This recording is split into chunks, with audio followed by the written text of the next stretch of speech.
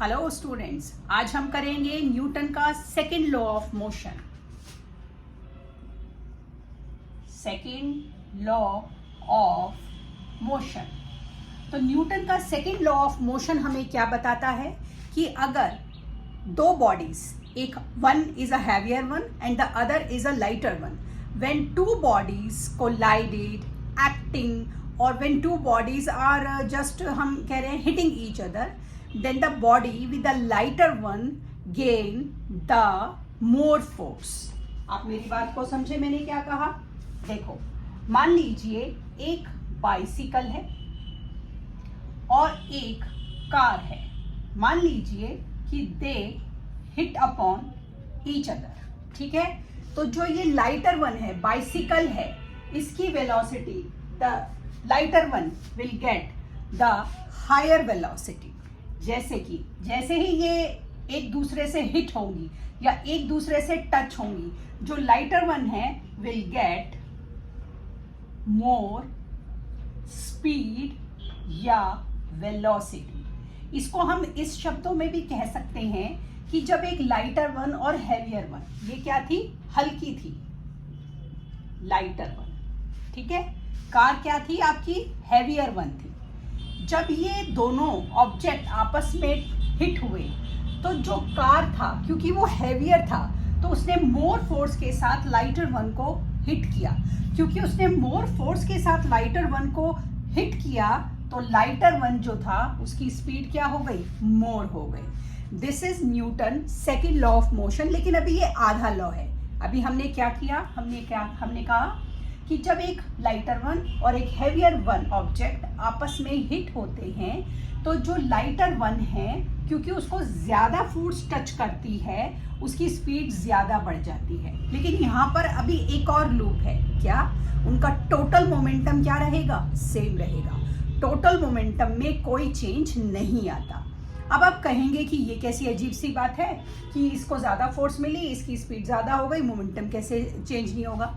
इसको समझने के लिए हमें पहले समझना पड़ेगा फोर्स क्या होता है। जो फोर्स होता है हमारा, that is represent by F, वो होता है हमारा change in momentum divided by time taken, ठीक है? अब जैसे कि इन दोनों ने एक दूसरे को हिट किया तो क्या हुआ? मोमेंटम चेंज हो गया। M V minus M U divided by time is equal to होगा हमारा फोर्स। कैसे? v क्या था? हमने अभी अपने फिजिक्स के सारे कंसेप्ट क्लियर किए हैं पहले चैप्टर में।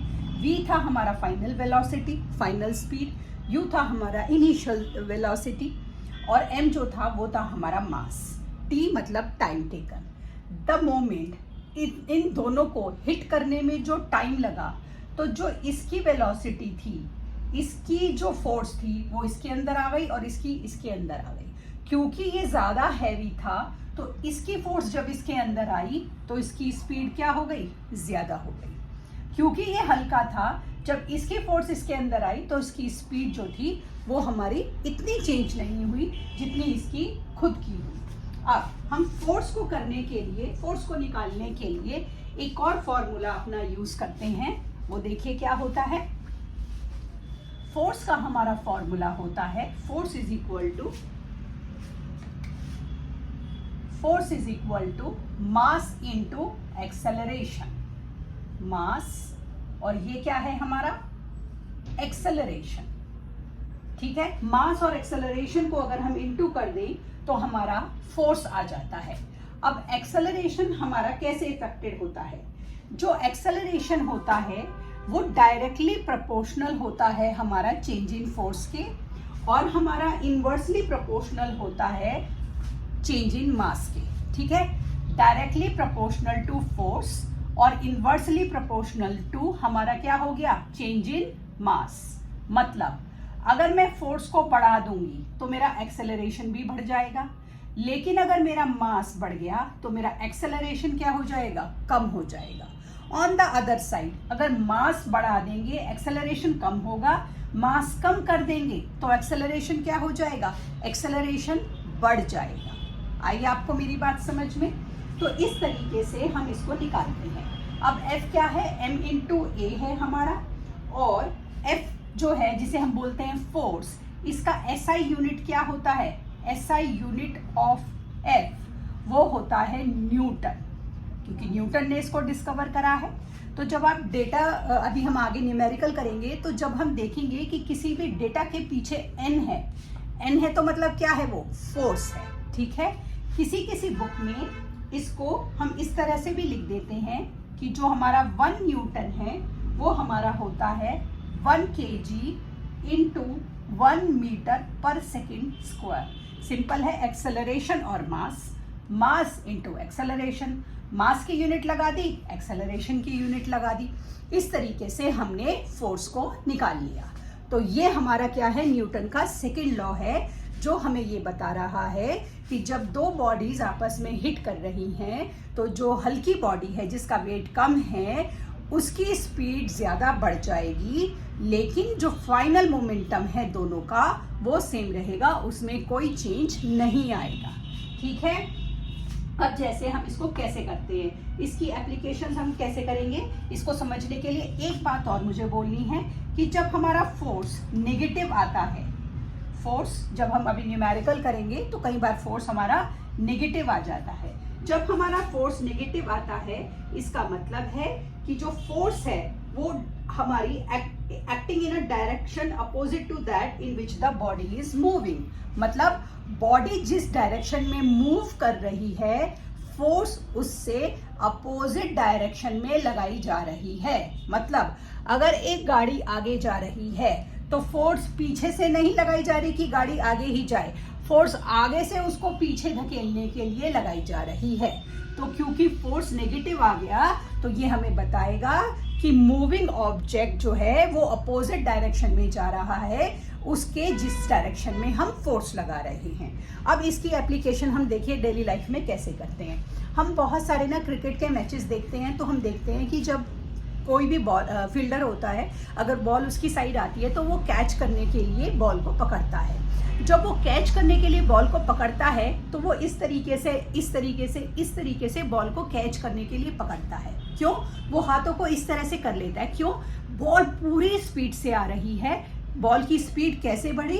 फर्स्ट तो बॉलर ने पूरी फुल स्पीड से बैट्समैन को बॉलिंग किया, फिर बैट्समैन ने अपनी पावर से बैट के से हिट करके बॉल को जब हिट करा तो उसके अंदर, बॉल के अंदर अपना मास है और उसके अंदर क्या आ गई, हमारी वेलोसिटी आ गई, स्पीड आ गई हमारी।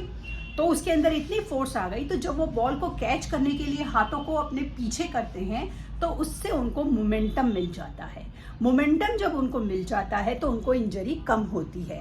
आप कभी भी मैचेस देखना तो आप देखना कि जो विकेट कीपर होते हैं उन्होंने अपने हाथों में ग्लव्स डाले होते हैं। उन्होंने अपने हाथों में ग्लव्स इसीलिए डाले होते हैं क्योंकि उन्हें बार बार कैच करना होता है बॉल को। तो जब वो बार बार उसको कैच करते हैं तो उनके हाथों में इंजरी हो सकती है, तो ग्लव्स पहनने से उनको और बेटर मोमेंटम मिल जाता है और इस तरीके से वो बिना इंजरी किए अपने काम को कर सकते हैं। इसी तरह जब हम देखते हैं कि बहुत हाई जंपर होते हैं, जब वो जंप करते हैं तो जो ग्राउंड होता है वहाँ पर बड़ी सारी ना रेत या मिट्टी डाली होती है, सूखी मिट्टी। क्यों डाली होती है? अगर एक हाई जंपर ने पोल पर से जब जंप किया और वो सीधे सख्त ज़मीन पर गिरेंगे तो उनको बहुत ज़्यादा इंजरी हो सकती है। लेकिन जब वो मिट्टी पर गिरते हैं, जैसे कि वहाँ पर रेत गिरी हुई है, बहुत सारी हमने मिट्टी डाली हुई है, तो जब वो गिरते हैं तो वो फिसलते हुए आगे तक चले जाते हैं और जब वो फिसलते हुए आगे तक जाते हैं तो इससे उनकी बॉडी को मोमेंटम मिल जाता है और उन्हें इंजरी नहीं होती है। हमारे इस कंट्री में ये लॉ बनाया गया है कि अगर आप जब गाड़ी में बैठते हैं तो आगे बैठे वाले जो बैठने वाले पैसेंजर्स होते हैं उनको सीट बेल्ट लगानी ज़रूरी है। सीट बेल्ट लगानी क्यों ज़रूरी होती है? जैसे ही मान लीजिए कई बार हम हाईवे पर गाड़ी को बहुत हाई स्पीड में चला रहे होते हैं और कई बार रॉन्ग डायरेक्शन से गाड़ी आ जाती है या कुछ ऐसा आ जाता है कि मान लीजिए कोई जानवर गाड़ी के आगे आपको आते हुए दिख गया और ड्राइवर ने तुरंत ब्रेक लगाई। जब ड्राइवर ने तुरंत ब्रेक लगाई तो हमारा बॉडी मोशन में था, लेकिन ड्राइवर ने तुरंत ब्रेक लगाई तो गाड़ी मोशन में नहीं थी, एकदम रुक गई, लेकिन शरीर तो मोशन में था। अब जब शरीर मोशन में था और गाड़ी एकदम रुकी और बॉडी को मोमेंटम नहीं मिलेगा तो बॉडी क्या होगी, शीशा तोड़ते हुए आगे आएगी। लेकिन अगर हमने सीट बेल्ट लगाई है तो सीट बेल्ट की वजह से अगर हमारी बॉडी आगे जाएगी तो सीट बेल्ट की इलास्टिसिटी हमें और बहुत ज़्यादा आगे जाने से रोकेगी, और इतने में हमारी बॉडी को क्या मिल जाएगा, मोमेंटम मिल जाएगा। इतने में जैसे ही हमारी बॉडी को मोमेंटम मिलेगा, हमारी बॉडी संभल चुकी होगी और हम अपनी जगह पर थोड़ा सा मोर कंफर्टेबली सिट हो जाएंगे, चाहे उस स्थिति के कंपैरिजन में जैसे ही ड्राइवर ने गाड़ी को रोका था। इस तरीके से न्यूटन का सेकंड लॉ ऑफ मोशन जो है वो हमें बताता है मास इनटू एक्सेलरेशन। और आपको ध्यान रखना है कि जो एक्सेलरेशन है वो डायरेक्टली प्रोपोर्शनल होता है फोर्स के। फोर्स बढ़ेगी, एक्सेलरेशन बढ़ेगा, फोर्स कम होगी, एक्सेलरेशन कम होगा। इन्वर्सली प्रोपोर्शनल होता है हमारा मास के। अगर मास कम होगी तो एक्सेलरेशन बढ़ जाएगा, मास ज़्यादा होगी तो एक्सेलरेशन कम हो जाएगा। ये इन्वर्सली रिलेटेड होते हैं। तो ये था हमारा न्यूटन का सेकंड लॉ ऑफ मोशन।